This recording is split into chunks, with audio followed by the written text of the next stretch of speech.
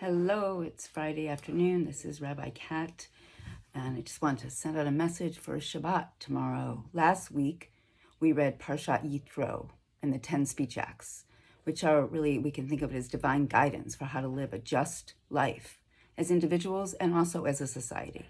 And this week's Parshat Mishpatim, which basically means rules or laws, we are given more guidance for what that might entail with greater specificity.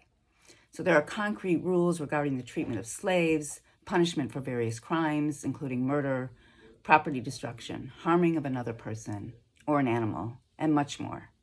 And in this parsha, we also read one of the famous quotes that we hear a lot from the Torah.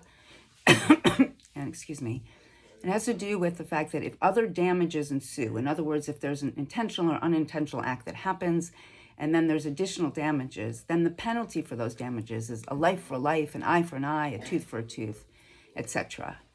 And we can hear from that sometimes that that's literally what it means. But the rabbis really grappled with this concept, and they came to the understanding that this phrasing was a counter to the prevailing legal precedent in a lot of ancient societies at that time. And in those societies, property damage and destruction was often punished with a death sentence. And so the point of this language is that in our Torah, we do not punish property destruction with death. We create a system of justice where the punishment, so-called, fits the crime. And so in addition, there's this rich discussion and debate about the death penalty.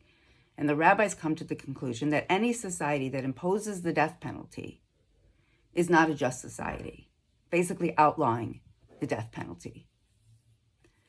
Then the parsha continues with more grandiose principles, from those narrow, concrete rules and laws to more value-based or grandiose principles that include caring for the stranger and the orphan and widow, to caring for the land and taking a day of rest, the Shabbat.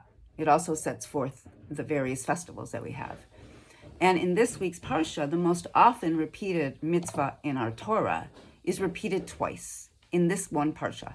Namely, do not oppress or wrong the stranger, for you know the feelings of a stranger, having yourself been strangers in the land of Egypt. So we are warned, if we do not follow this mitzvah, this key mitzvah, which is repeated 36 times in the Torah, more than any other mitzvah, the divine will hear the cries of the stranger, the oppressed, or the orphan, and divine rage will be unleashed against you. And as I look at the unfolding genocide in Gaza, the oppression of Palestinians and the stealing of their land in the West Bank, as well as the silencing of dissent amongst both Israeli Jews and Palestinians for speaking out against this war, I wonder if the divine is hearing the cries of the oppressed and of the stranger. What will it take for our people to embody our divine selves so we more fully hear their cries, uplift their voices, and demand a ceasefire now? We are also entering the month of Adar. And Adar is a month of celebration and joy. We celebrate Purim in this month, a time when we are taught to blur the boundaries between ourselves and the other. And it turns out that this year, Purim, Ramadan, and Easter all overlap. So perhaps this year, we can find a place of joyful collective action and engagement, community grief and fasting.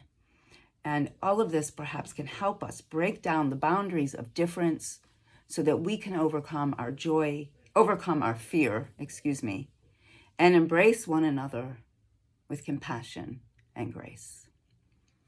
Shabbat Shalom. I hope you have a restful and meaningful Shabbat, and we'll see you next week at services online. You can find out more information about that in the links below. Thank you so much.